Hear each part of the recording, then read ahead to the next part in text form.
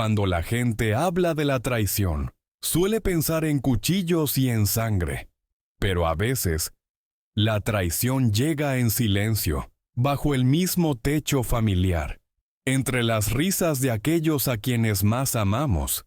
Soy Ernesto Valdés Moreno, un hombre que lo perdió todo por creer que el honor podía heredarse como una fortuna. Hasta el día en que descubrí que fue precisamente esa fe la que firmó mi propia sentencia. Y todo comenzó una mañana, cuando llevé el teléfono de mi hijastra para que el técnico lo revisara. Aún recuerdo con claridad aquella mañana. Era martes. El cielo de Madrid estaba despejado, y el sol se reflejaba en los ventanales de la oficina, formando destellos fríos. Clara dejó su teléfono sobre mi escritorio, con esa prisa habitual en su voz. «Papá, la aplicación del banco se bloqueó otra vez. Si puedes pedirle a Ramiro que lo mire». Luego sonrió, desapareciendo rápidamente tras la puerta de cristal, dejando sobre la mesa ese pequeño objeto que contenía toda la vida de una generación.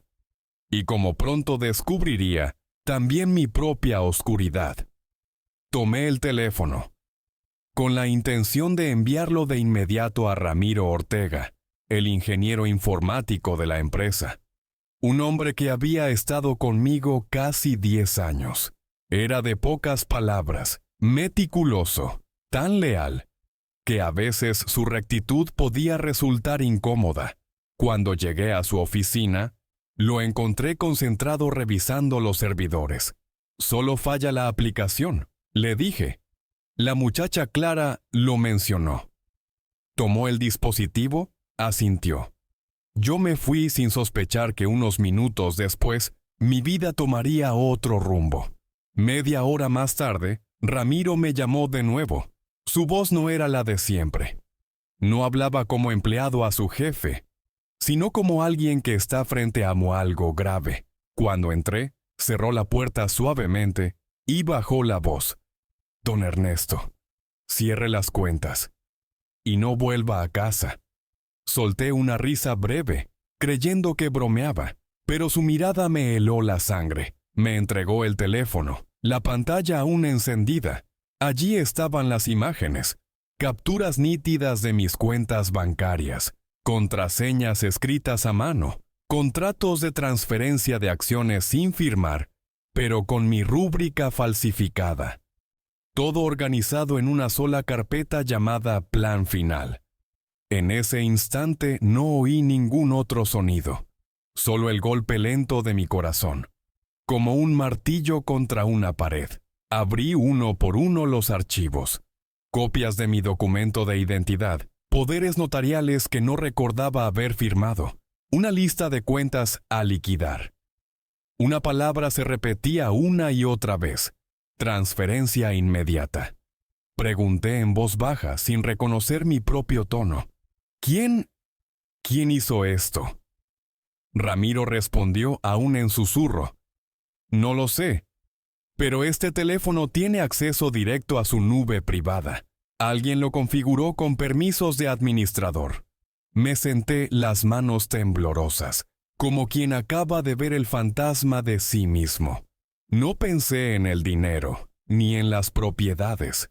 Lo primero que apareció ante mis ojos fueron los rostros de Isabel, de Julián y de Clara.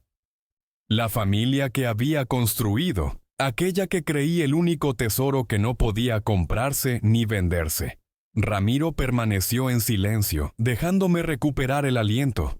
Luego añadió, con voz contenida: «Don Ernesto, esto no es un error, todo está demasiado ordenado, como si alguien lo hubiera preparado durante meses». Asentí sin decir nada. Tal vez cuando un cristal se agrieta, el sonido real no es el del quiebre, sino el silencio repentino al descubrir que ya no está intacto. Salí de la oficina de Ramiro con el teléfono en el bolsillo. Caminé por el pasillo inundado de luz. Todo parecía igual. Los saludos de los empleados, el golpeteo de los teclados, el aroma del café. Solo yo sabía que en medio de esa mañana tranquila, una fisura había atravesado mi vida. Desde ese momento comprendí que no hay herida más dolorosa que aquella que llega desde las manos a las que uno mismo enseñó a sostener. Y también supe que tarde o temprano, ese cristal terminaría por romperse. Nací en las afueras de Sevilla, donde las mañanas de verano son tan ardientes que hasta el hierro parece sudar, y donde mi padre, un albañil, creía que el honor de un hombre se medía en la forma en que mantenía la espalda recta, aunque las manos se le cubrieran de lodo. Mi madre cosía para el convento de Santa Clara. Su voz cantando mientras cocinaba se mezclaba con el golpeteo del martillo de mi padre. Ese fue el primer sonido de mi vida, el del trabajo y el orgullo silencioso. Dejé mi tierra a los 17 años, con una maleta vieja y 200 pesetas que mi madre había escondido en el forro de mi abrigo. Madrid era entonces una bestia inmensa, con luces amarillas y olor a polvo de calle. Yo era un muchacho del sur, ingenuo pero convencido de que con suficiente trabajo se podía cambiar el destino. Empecé en una obra, cargando cemento, comiendo pan duro, durmiendo sobre el suelo del taller. Año tras año aprendí cada técnica, cada negociación, cada apretón de manos. A los 35 fundé Construcciones Valdés, una empresa pequeña, pero firme incluso en tiempos de crisis, gracias a una sola palabra: confianza. La gente decía que yo tenía manos de obrero y mente de arquitecto. Yo solo sabía que cada día me ponía el mismo uniforme de trabajo y hundía las manos en la mezcla para recordar de dónde venía. Cuando Valdés se convirtió en Grupo Valdés, con sucursales por toda Andalucía y Valencia, pensé, al fin, el esfuerzo de mis padres no había sido en vano. Puse su apellido en el letrero, como una promesa.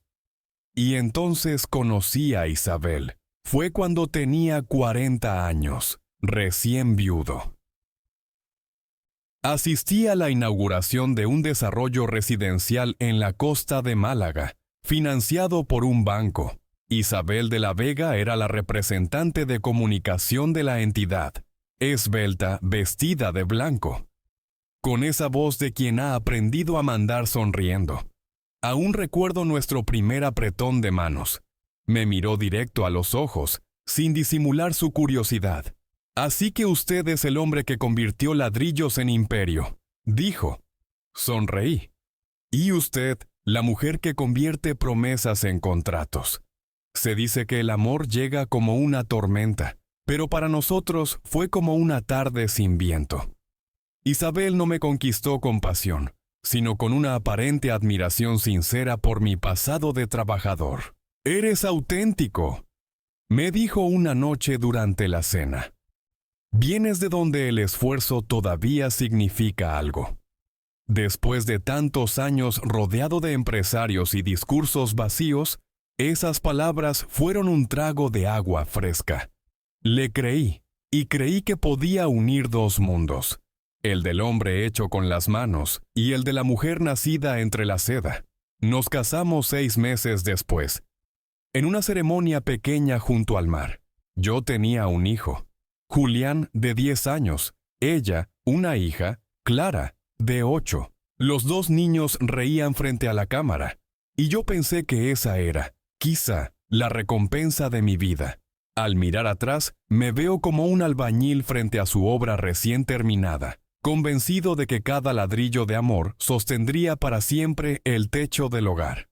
Alguna vez creí que el éxito era el material más sólido, capaz de detener el viento, la lluvia, de proteger el honor y los afectos.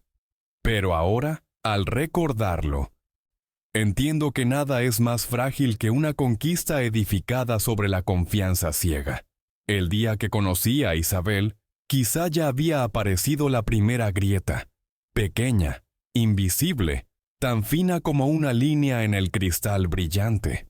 solo que yo estaba demasiado embelesado con mi propio reflejo para verla. Siempre pensé que la familia era el único lugar donde no se necesitaban actas de reunión, donde uno podía respirar siendo él mismo sin tener que firmar nada. Pero poco a poco, nuestra casa empezó a funcionar como otra sucursal más del Grupo Valdés. Isabel organizaba todo en hojas de Excel. Clara controlaba las cuentas familiares y Julián se encargaba de supervisar las inversiones, todo en nombre de la eficiencia. Yo, que había construido el sistema de gestión de todo un imperio, me convertí en espectador de las reuniones que ahora se celebraban alrededor de mi propia mesa. «Papá, hemos decidido simplificar la administración», dijo Clara una noche, justo cuando dejé mi copa de vino sobre la mesa.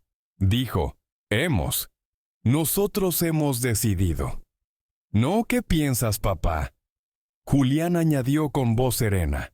«Así puedes descansar más. Has trabajado toda tu vida». Palabras que parecían cariño, pero sonaban a sustitución. Miré a Isabel, esperando una sonrisa cómplice, pero solo recibí la mirada dulce de quien ya lo tenía todo planeado. No reaccioné de inmediato. Un hombre que ha dirigido cientos de obras sabe que a veces lo mejor es guardar silencio para escuchar en qué parte del muro comienza la grieta. Pero el silencio en casa empezó a tener otro olor, el del poder repartiéndose. Clara enviaba reportes de gastos como si fueran informes de auditoría. Julián comenzó a llamarme presidente honorario. E Isabel, cuando había invitados, me presentaba como el fundador visionario que ahora disfruta de su merecido descanso. Esa frase, repetida tantas veces, al principio me hacía reír. Luego comprendí que era una forma elegante de entierro.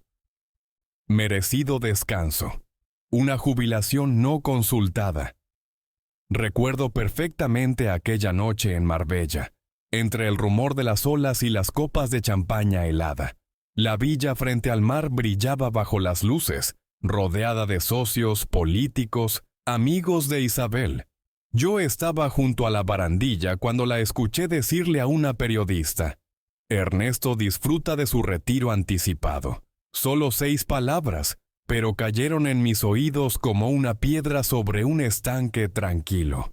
Sentí la arruga en la comisura de su boca al pronunciar «retiro», el leve movimiento de cabeza de quien redefine el lugar de su marido sin pedirle opinión. Los presentes se volvieron hacia mí, sonriendo amablemente. «¡Qué suerte tiene, señor Valdés! Ahora puede dedicarse a viajar, al golf». Yo también sonreí, como si estuviera de acuerdo. Pero por dentro algo se movió. No era celos. Era la certeza de que la sustitución se estaba ejecutando con lentitud, con método, y con una perfección que casi me inspiraba respeto. Cuando terminó la fiesta, Isabel tomó mi brazo y salimos al balcón. «No te ofendas, amor», dijo en voz baja. «Solo quise decir que mereces descanso». Respondí, «Sí, pero todavía no soy un cuadro colgado en el salón». Ella rió. Me besó en la mejilla y se alejó. Su perfume quedó flotando, frío y sofisticado como una distancia. Esa noche me quedé solo en el balcón, mirando la ciudad iluminada. En el reflejo del vino vi a un hombre que había permitido que su familia funcionara como una empresa, con la única diferencia de que esta vez él ya no era el presidente del consejo.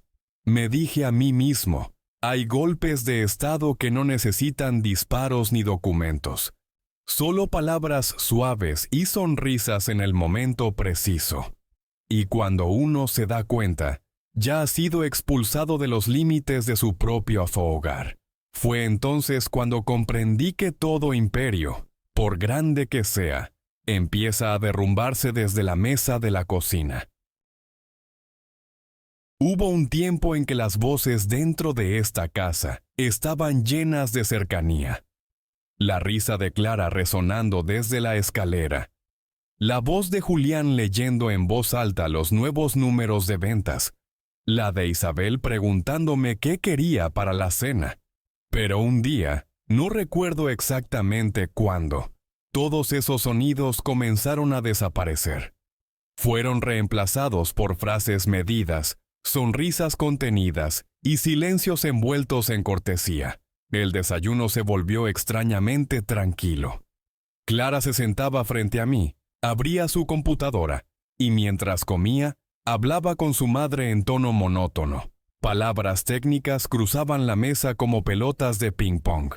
Portafolio, diversificación, reestructuración. Julián, que solía ser tan expresivo, ahora solo asentía. De vez en cuando añadía un «estoy de acuerdo». Cuando pedía su opinión, ambos sonreían con amabilidad. «Claro, papá, como tú digas». Esa frase, que parecía respeto, en realidad significaba lo contrario. «Sigue creyendo que todavía decides». Sabía que poco a poco estaba siendo reemplazado, pero me repetía que solo querían ayudarme. ¿Quién no desea creer que su familia actúa con buena intención? Cuando Clara me entregó una carpeta de documentos, su voz fue tan dulce que casi parecía miel. «Deberías firmar, papá. Es solo un trámite». Revisé por encima, términos financieros, cláusulas de colaboración, nada que pareciera sospechoso. «Solo un trámite», repitió ella, y le creí. La pluma se deslizó sobre el papel como un gesto rutinario, igual que en todos los contratos que había firmado en mi vida. No sabía que, esta vez, cada firma era un ladrillo más en el muro que lentamente me dejaría fuera. Esa noche entré a mi despacho y encontré a Julián frente a la pantalla, hablando por teléfono. Al verme, colgó de inmediato y sonrió con torpeza. Era del banco. Nada importante. Esa sonrisa era delgada como la superficie del agua antes de la tormenta. No pregunté nada, pero una sensación extraña se instaló en mi pecho, como si el aire de la casa se hubiera vuelto un gas frío e invisible. Isabel seguía siendo dulce. Me besaba antes de salir y cada noche me enviaba mensajes diciendo, «No trabajes tanto». Pero entre nosotros algo había cambiado. Comenzó a llamarme mi querido Ernesto cuando había otros presentes, y el viejo obstinado cuando creía que no la escuchaba. Siempre la escuché, solo que ya no respondía. Una noche desperté, no por un ruido, sino por un silencio absoluto. Miré el techo y entendí que lo que mata a un hombre no es la traición evidente, sino la indiferencia bañada en cortesía. Cuando alguien empuña un cuchillo, uno sabe que debe defenderse, pero cuando le ofrecen una sonrisa, uno mismo baja la guardia. A la mañana siguiente, vi a Ramiro en la oficina y bromeé. «Parece que en mi casa ya no se habla, solo se administra». Me miró con duda, como si quisiera decir algo y se contuviera. Ahora entiendo que tal vez él ya había notado antes que yo, que en ese silencio había algo fuera de lugar. Por entonces yo aún creía que el silencio era señal de estabilidad. No comprendía que era la calma de quien duerme en una casa, que ya arde sin oler el humo. Cuando terminé de firmar aquellos papeles, sentí una ligereza extraña, como si acabara de cumplir un deber de patriarca. Pero hoy, al recordar el sonido de la pluma sobre el papel, solo escucho un crujido muy leve.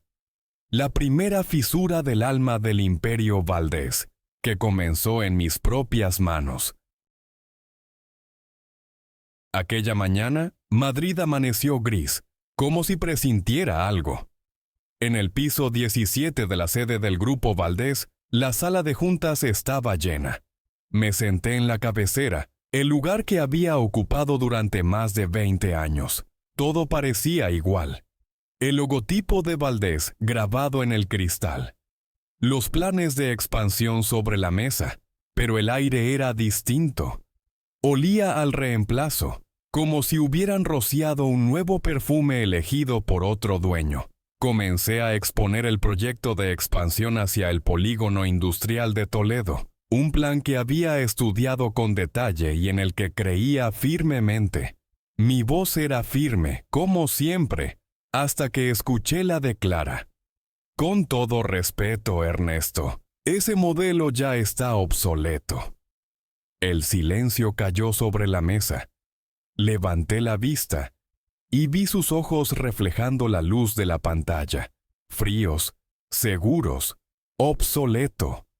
Esa palabra retumbó en mi cabeza como un golpe de martillo sobre una lápida. Un segundo después, se propagaron risas educadas, de esas que se usan para suavizar el ambiente, pero que en realidad significan aprobación. Miré alrededor. Julián evitaba mi mirada. Una mano ajustaba el cuello de su camisa, la otra tamborileaba sobre la mesa, como pidiéndome que no reaccionara. Isabel, sentada al fondo, perfecta como siempre, me observaba sin un rastro de compasión, solo con la satisfacción discreta de quien presencia la escena que había previsto. Respiré hondo. Quizás, dije, pero las bases que construyen confianza nunca pasan de moda. Clara sonrió, una sonrisa precisa, dibujada con cálculo. Por supuesto, pero el mercado ha cambiado. Y nosotros también. Ese nosotros ya no me incluía. La secretaria tomaba notas. Los asesores se cruzaban miradas. Alguien cambió de tema. Permanecí sentado unos minutos más, solo para completar el papel que me habían asignado. El del fundador sereno, cediendo su lugar a la nueva generación. Pero por dentro, algo en mí se desmoronaba, fragmento a fragmento. Había construido ese imperio con mis manos, con ladrillos y sudor, y ahora lo veía cambiar de dueño con frases envueltas en seda. Al terminar la reunión, me levanté y estreché la mano de todos, como si nada hubiera pasado. Algunos murmuraron: «Excelente presentación, don Ernesto», pero sus ojos se apartaban. Clara se acercó, me puso la mano en el hombro y susurró: «No lo tomes personal, papá. Es solo estrategia». Asentí sin creerme capaz de seguir sonriendo. En el pasillo me detuve frente a los ventanales. Abajo, la ciudad se extendía como el laberinto que alguna vez conquisté.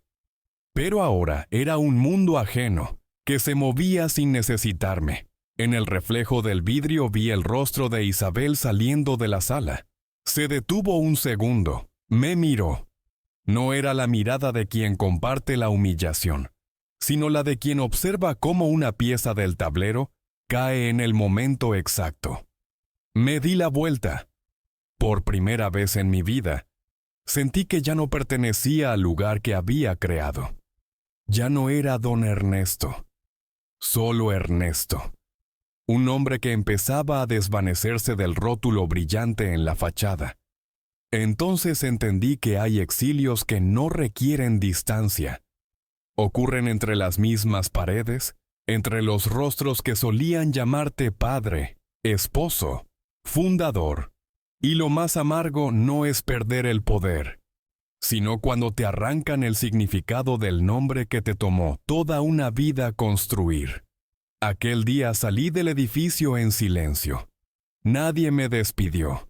Nadie me detuvo. Solo el suave cierre de la puerta de cristal detrás de mí. Ligero, pero con el sonido inconfundible de una sentencia. Esa noche, la casa estaba inusualmente silenciosa. Desde el pasillo vi que la luz seguía encendida en mi despacho. La puerta estaba entreabierta, y a través de la rendija reconocí la silueta de Julián, mi hijo, inclinado sobre mi escritorio, con una memoria USB conectada al ordenador. Se sobresaltó al escuchar mis pasos, luego giró bruscamente, forzando una sonrisa. Estaba buscando el informe del proyecto de Valencia, dijo con la voz un poco temblorosa. Pensé que estaba aquí. Miré la memoria, luego a él. Los informes están en el servidor, no en mi escritorio. Julián guardó silencio unos segundos y encogió los hombros. Sí, claro, fue un error. Sacó la USB, se despidió rápido y salió. La puerta se cerró detrás de él, dejando el olor a colonia de oficina y el zumbido constante del ventilador. Permanecí unos segundos inmóvil. Un escalofrío recorriéndome la espalda. Siempre había creído que Julián era distinto, honesto, directo, con un sentido propio de la dignidad. Pero en ese instante vi en sus ojos la evasión del que ha cometido una falta. Me senté, encendí la computadora. La pantalla todavía estaba tibia. En la barra de historial se desplegaban los archivos recién abiertos. Había una carpeta nueva con un nombre desconocido. Reestructuración 2023. Hice clic. Dentro había documentos financieros, reportes de acciones, listas de propiedad y una hoja de cálculo titulada Reasignación de activos. La primera línea decía, propiedades, transferencia prevista. Ernesto Quinto M, nueva firma. Inmobiliaria Vega S.A. Me recosté en la silla, mirando fijamente la pantalla. Inmobiliaria Vega. Vega era el apellido de Isabel. La habitación pareció inclinarse. La fotografía de nuestra boda en la pared reflejaba la luz azul del monitor. Dos rostros jóvenes que alguna vez creyeron que el amor era el único contrato imposible de romper. Toqué el teclado. Las manos me temblaban tanto que tuve que detenerme. Tal vez estaba malinterpretando, me dije. Tal vez era solo un borrador contable, pero en el fondo, una parte de mí sabía que las coincidencias no duran tanto. Apagué la máquina y salí del despacho. En el salón las luces seguían encendidas. Isabel y Clara conversaban en voz baja. Cuando me acerqué, se callaron. Isabel sonrió. ¿Aún trabajando, amor? Solo revisaba unas cosas, respondí. Asintió. Su sonrisa era tan serena que me dio miedo. Me senté frente a ellas, escuchando a Clara hablar de una amiga recién ascendida en el banco. Isabel asentía con aprobación, tocándome el brazo de vez en cuando, como para mantener la ilusión de intimidad. Pero ya no oía nada. Cada gesto, cada mirada, había adquirido un significado distinto. Mi médico, unas semanas atrás, me había dicho, debería pensar en jubilarse pronto. Su presión está demasiado alta. Isabel le apretó la mano y dijo, tiene razón. Ernesto necesita descansar. En ese momento pensé que era ternura. Ahora no estaba tan seguro. Quizás fue el primer movimiento de otro guión. No dormí esa noche. El reloj del salón marcaba la media hora con cada campanada, recordándome el tiempo perdido. Pensé en la mano de Julián conectando la memoria, en las maradas que se cruzaban entre Isabel y Clara, en el archivo con el apellido de mi esposa en el encabezado.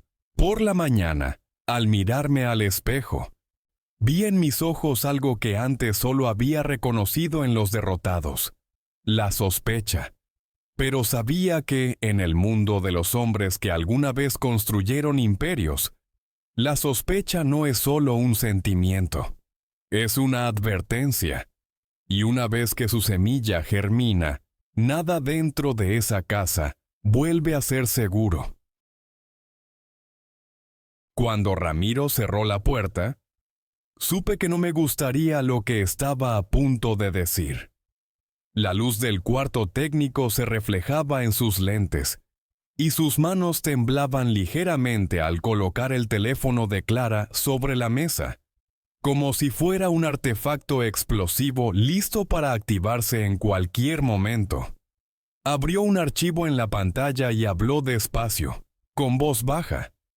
Don Ernesto, esto es mucho más grave de lo que imaginaba. Asentí indicándole que continuara. Amplió una serie de capturas de pantalla, mensajes documentos, notas ocultas. Los caracteres danzaban en la luz azul como insectos en una lámpara. Leí línea por línea, viendo mi nombre repetirse entre palabras como transferencias, control de cuentas, autorizaciones pendientes.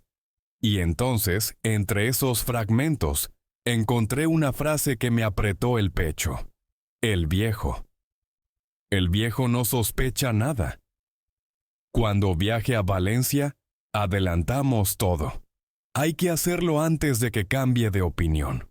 El viejo, la forma en que me llamaban como si ya estuviera muerto, solo un cuerpo esperando ser removido. Me detuve en otro mensaje. De Isabel a Clara. Recuerda revisar las claves antes del viaje. Julián dice que el abogado puede firmar en su nombre si lo hacemos bien. Ramiro me observó en silencio antes de continuar. Tienen acceso remoto a su computadora y a su teléfono. Cada tecla que presiona queda registrada. Han copiado todas sus contraseñas. ¿Desde cuándo? Por los registros, al menos 6 meses. Me recosté en la silla, con la mente girando. 6 meses. Medio año viviendo con ellos, compartiendo la mesa, las copas, sin saber que cada movimiento mío era vigilado como el de una presa. Recordé la fiesta en Marbella, la risa de Isabel diciendo que yo disfruta de su retiro anticipado, y comprendí que no era una metáfora, era un plan. Ramiro interrumpió mis pensamientos con voz urgente. Don Ernesto, hay que actuar hoy. Si notan que tenemos el teléfono, pueden acelerar las transferencias. Lo miré. La parálisis del miedo se transformó en algo diferente. Una claridad helada, la misma que solía sentir frente a una obra a punto de colapsar. Quiero que bloquees todo acceso a mis cuentas personales y del grupo. Dije despacio, cada palabra como una orden.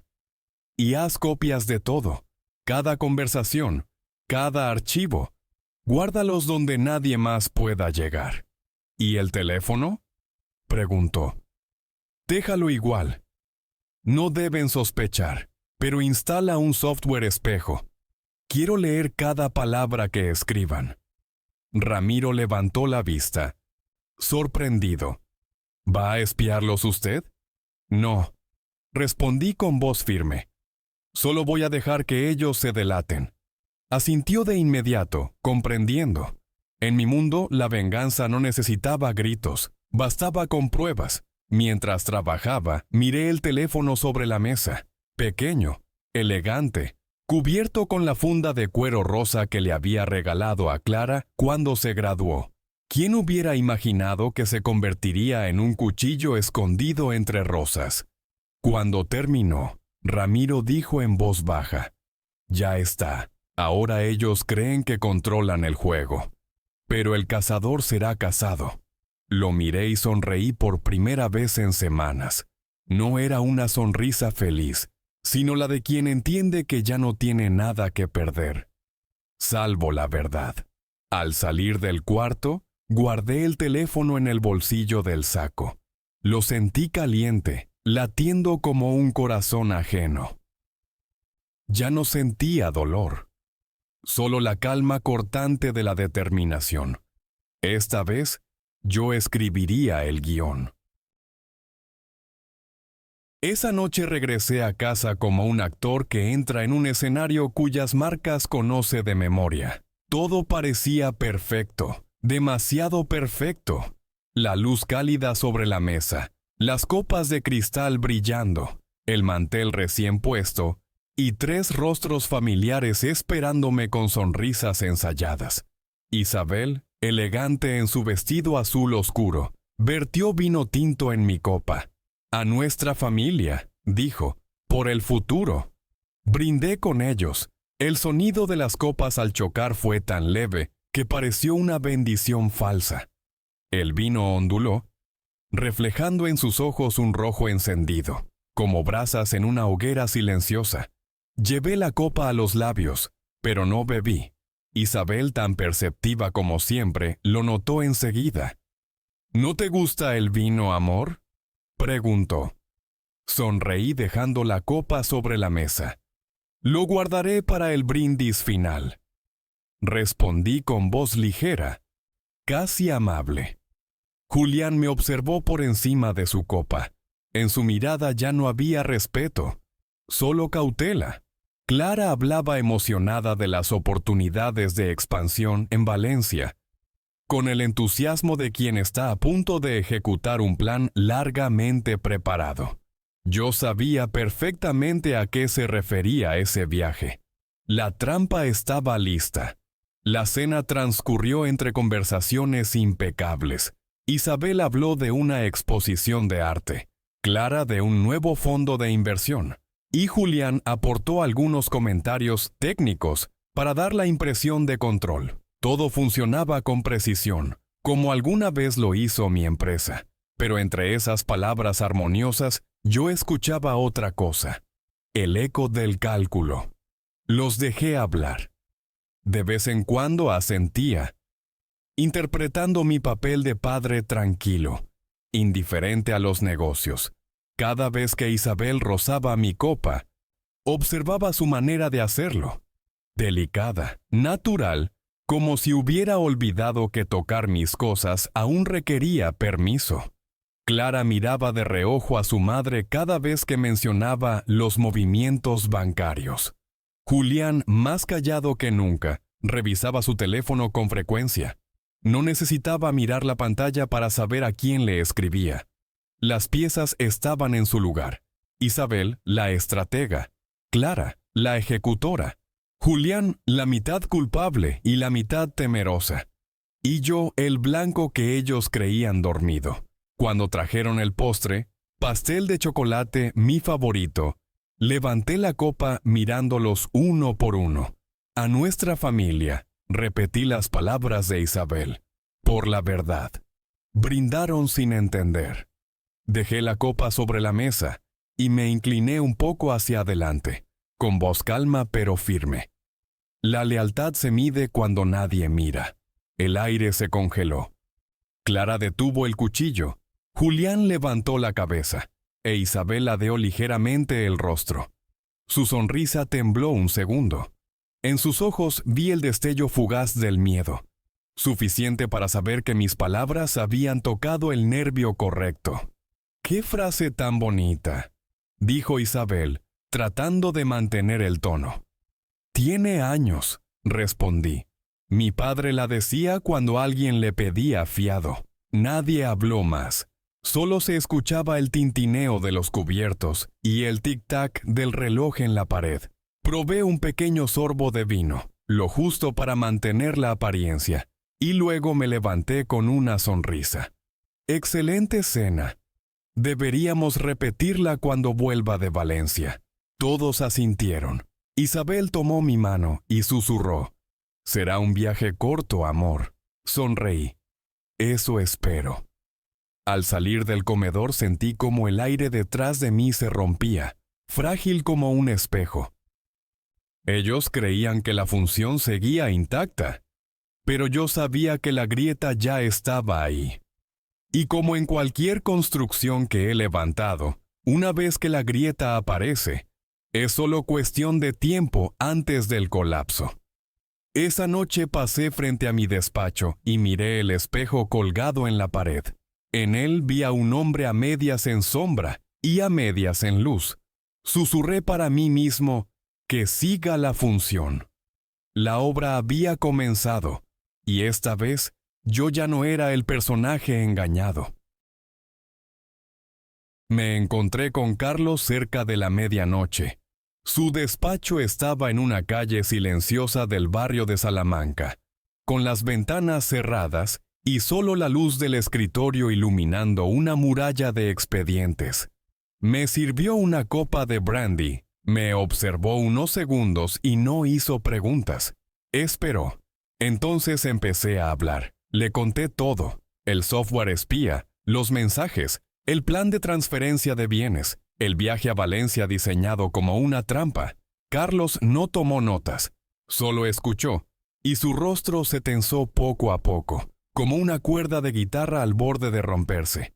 Cuando terminé, Soltó un suspiro. Ernesto, esto no es una traición casual. Es una toma de poder.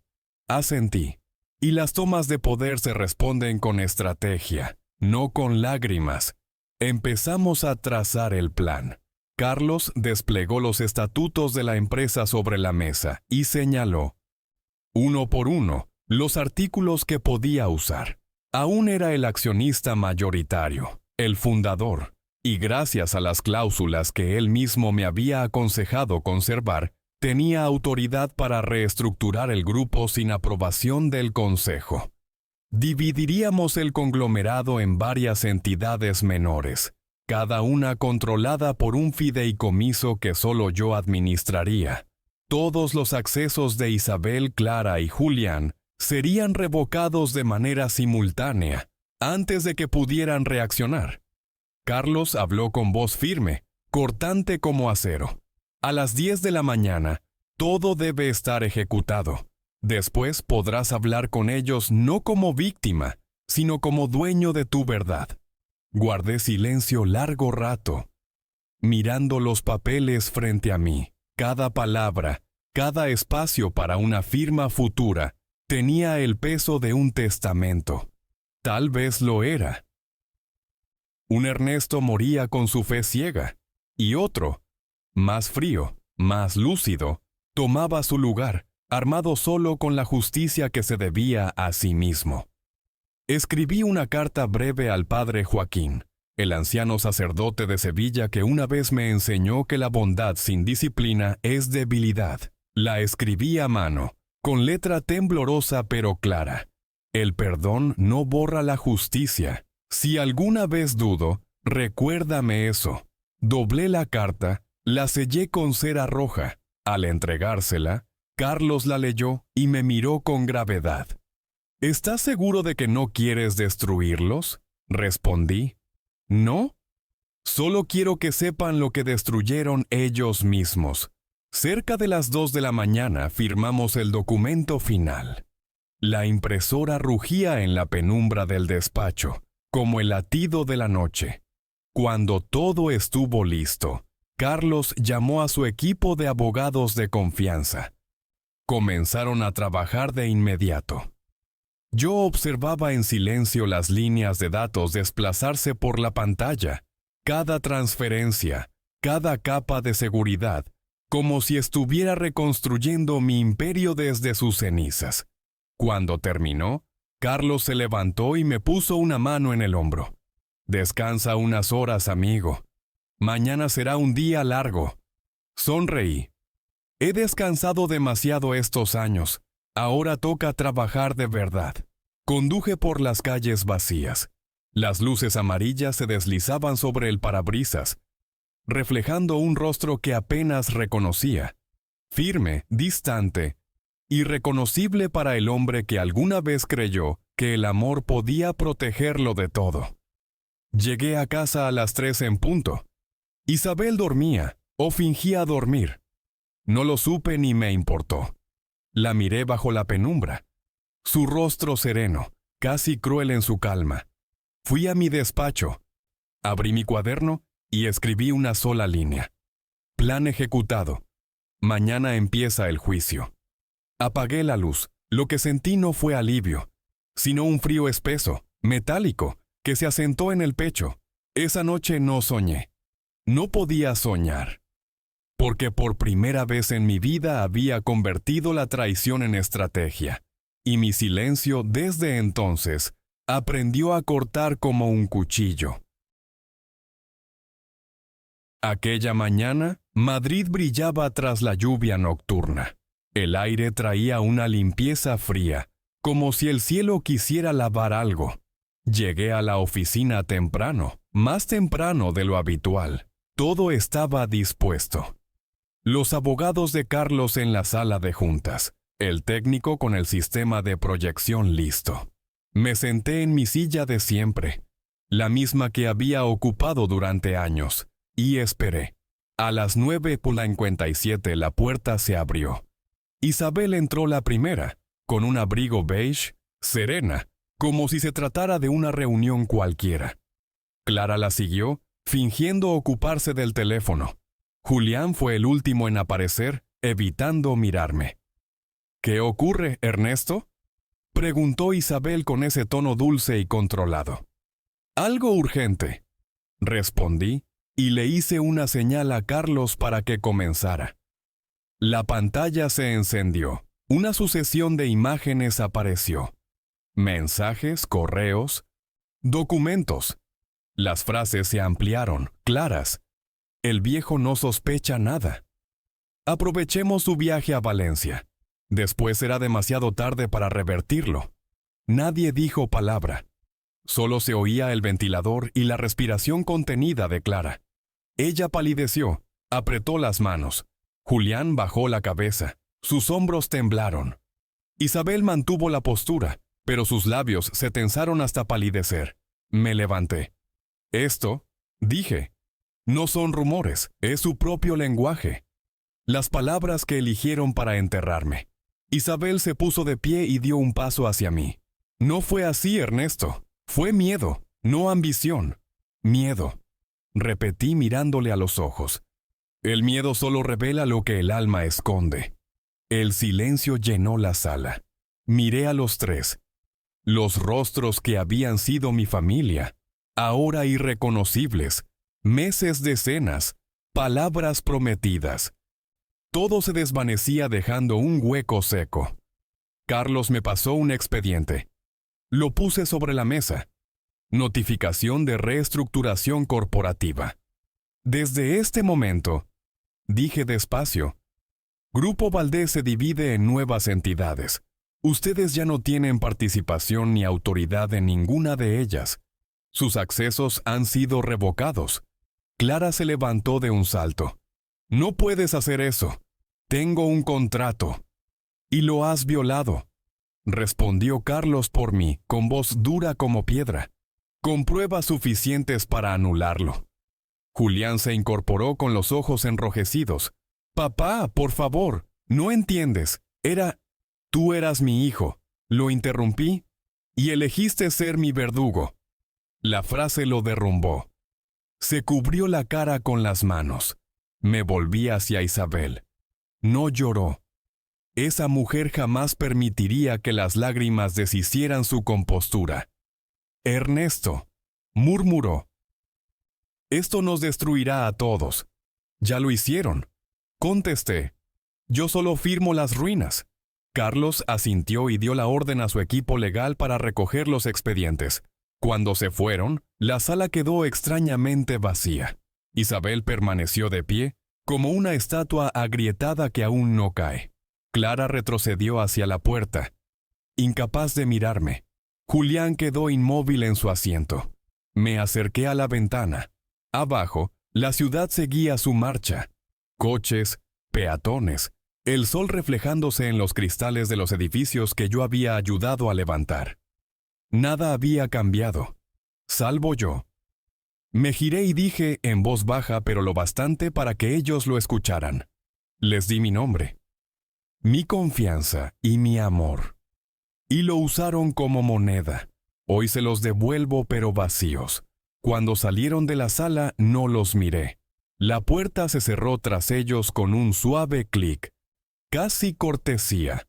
La misma cortesía que alguna vez tomé por respeto, y que ahora sabía que no era más que la forma elegante de la traición. El día del juicio había pasado, pero en mi interior, la sentencia ya había sido pronunciada desde hacía tiempo. Los días siguientes pasaron como si la casa y mi propio cuerpo necesitaran tiempo para aprender a respirar de nuevo. Después de aquella reunión definitiva, el silencio se convirtió en mi único amigo que no me traicionaba. Iba a la oficina cada mañana, pero ya no sentía ningún triunfo al ver el logotipo del Grupo Valdés en la fachada. El imperio seguía en pie. Sí, pero el nombre Valdés había adquirido otro significado. Ya no era patrimonio, sino recordatorio de mi necedad al creer que el amor y el poder podían coexistir bajo un mismo techo. Empecé de nuevo, no construyendo otro edificio, sino reconstruyéndome a mí mismo. La idea de la Fundación Valdés nació una tarde, al pasar por una vieja obra donde jóvenes trabajaban con las manos agrietadas y los ojos llenos de esperanza, los mismos que yo tenía a los 17. Recordé a mi padre, que solía decir, el ladrillo no tiene alma hasta que le das un propósito. Quizá había llegado el momento de devolver algo al mundo. Carlos me ayudó a formalizar todo. La Fundación Valdés nació con el propósito de apoyar a estudiantes sin recursos que soñaran con ser constructores o ingenieros. Gente con talento, pero sin oportunidad. Llamé a Ramiro para ofrecerle el cargo de director técnico. Cuando se lo dije, me miró asombrado. Yo, don Ernesto, pero no soy ingeniero de corazón. Soy un simple técnico. Sonreí. Precisamente por eso, porque sabes reparar lo que otros rompen. Aceptó y por primera vez en muchos meses, vi una sonrisa sin cálculo en los ojos de otro ser humano. Ramiro se convirtió en mi mano derecha, el recordatorio viviente de que la lealtad no necesita contratos, solo carácter. Una tarde, Julián apareció en la oficina. Pensé que vendría a reclamar un puesto o dinero, pero dijo simplemente, quiero quedarme, pero no como heredero. Quiero aprender otra vez, desde abajo. Miré a ese hijo que creí perdido. En su rostro vi, por primera vez, verdad. No una culpa completa, pero sí un deseo sincero de redención. Asentí. Te quedarás. Pero esta vez, cada decisión se gana con trabajo, no con apellido. Respondió. Lo sé, padre. Esa palabra, padre, fue pequeña, pero pesó lo que todos los años de silencio. Isabel se marchó sin ruido, sin lágrimas, sin drama. Solo dejó una nota breve. No supimos quererte sin temer lo que representabas. No respondí. A veces, el silencio es la respuesta más compasiva que uno puede darle a quien alguna vez amó. Clara desapareció de España. Supe, por terceros, que se mudó a Miami y trabaja en un fondo de inversión, en ese mundo donde la lealtad se mide en porcentajes. Ya no sentí ira. Cada uno elige el camino que merece. Una noche, Carlos y yo nos sentamos en mi nuevo despacho, con la luz dorada del escritorio y el viento colándose por la ventana. Me preguntó si me arrepentía. Miré hacia afuera, donde la ciudad brillaba como un mosaico roto. No he perdido una familia. Dije despacio. He perdido un espejismo. Carlos guardó silencio. Sabía que no hablaba de esas 3 personas, sino del espejismo que yo mismo había alimentado durante años. Cuando se fue, me quedé solo. Escribí en mi cuaderno una frase. Reconstruir no es volver atrás, es aprender a edificar sobre la verdad. Esa noche, por primera vez en mucho tiempo, dormí. No porque mi alma estuviera en paz, sino porque entendí que con los ladrillos rotos, aún puede levantarse una casa nueva, si uno se atreve a poner los cimientos sobre su propia verdad. Ha pasado un año desde el día en que cerré la puerta de Madrid.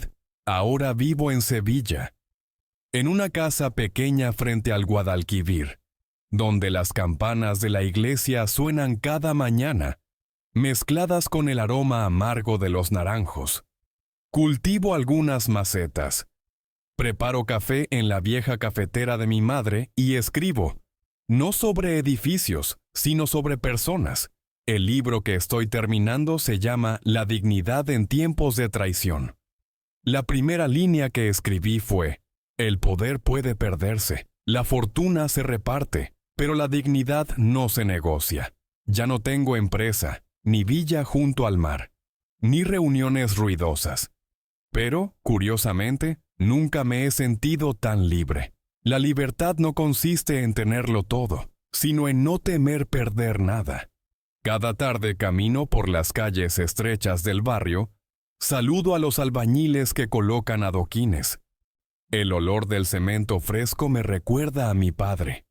Entiendo que, al final, he regresado al punto de partida, no como un derrotado, sino como un hombre que recupera su nombre verdadero. Una mañana, mientras corregía el último capítulo del manuscrito, escuché que tocaban la puerta. Al abrir, vi a Clara. Ya no era la mujer fría de antes. Vestía con sencillez, sin joyas, con ojeras profundas, pero en su mirada había algo que había esperado mucho tiempo. Verdad. «¿Papá?», dijo. «Sé que no tengo derecho, pero necesito verte». La invité a pasar. Preparé 2 tazas de café y nos sentamos frente a frente, envueltos en un silencio largo. Ella comenzó a hablar, sin excusas, sin culpas ajenas, solo confesiones. Me contó de los últimos años, de la vergüenza, de las puertas que se le cerraron cuando supieron que había traicionado al hombre que la crió. «He perdido todo», concluyó, «pero lo que más duele es haberme perdido a mí misma». La observé largo rato. En ese momento no vi a una traidora, sino a una joven aprendiendo de nuevo a ser persona. Le dije suavemente, «No necesitas mi perdón, Clara. Necesitas el tuyo». Lloró, por primera vez no por derrota, sino por comprensión. No la consolé. A veces el perdón no está en las palabras, sino en dejar que el otro se marche más liviano de lo que llegó. Cuando se fue, salí al balcón. La seguí con la mirada hasta que su figura se perdió entre las calles bañadas por el sol. Supe que quizá no volveríamos a vernos, y eso estaba bien. Algunas heridas no necesitan cicatrizar, solo dejar de sangrar. Por la tarde me senté nuevamente frente al escritorio y escribí la última frase del libro. La pluma se movía despacio pero firme, como si cada palabra fuera un latido que aún quedaba en mi pecho. Me quitaron todo menos lo esencial. La certeza de que el respeto, como el amor verdadero, solo sobrevive donde hay verdad. Dejé la pluma y miré el río encendido por el atardecer. El agua roja y tranquila era como un espejo que devolvía toda mi vida. Ya no quería venganza ni memoria. Solo deseaba que en algún lugar, quienes alguna vez pasaron sobre mí, comprendieran que el dinero puede comprar poder, puede ocultar errores, pero nunca puede obligar a nadie a inclinar la cabeza. El respeto no se hereda, solo germina donde hay verdad. Y la verdad, por mucho que se entierre, siempre encuentra el camino de regreso hacia la luz. Gracias por escuchar. No olvides suscribirte y compartir tu historia en los comentarios. Tu voz también importa.